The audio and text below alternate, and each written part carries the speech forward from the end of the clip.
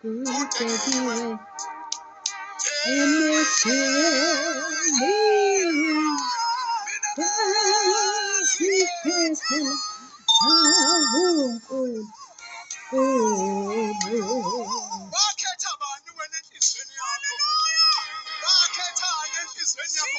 Awuyihlabelele nami le ngoma ngantambama.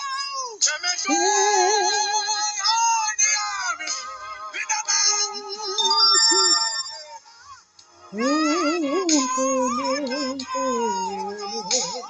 kwakukuningi eduze kwami.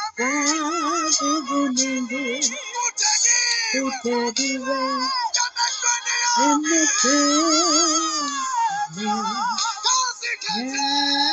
kasikhethela ayunkulu. kwakukuningi eduze kwami. Kwakukuningi kutekiwe emehlweni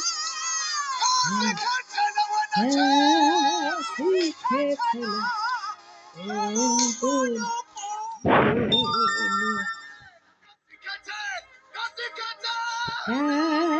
Kasikhethela uNkulunkulu.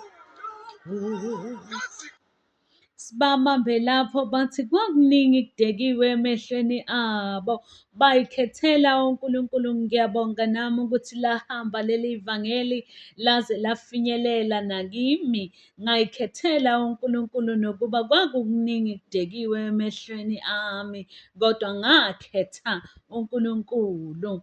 Asiyeni ezwini siyofunda incwadi kaLuke 15 verse 1-7. Ngizofunda bukhoma, makwenzeka kuba khona la engingengiza khona niyangixolela. Lithi bonke abaqoqi bentela nezoni babelokhu bemzungeze ukuze bamlalele.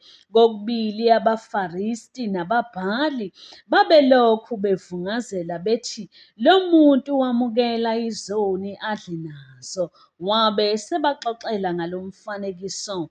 Ubani phakathi kwenu okungathi enezimvu ezingu-100, okungathi lapho elahlekelwa eyodwa kuzo angayishiyi ezingu-99 ehlane ahambe ayofuna eyodwa elahlekile? Lapho eseyitholile uyayitshatha ajabule.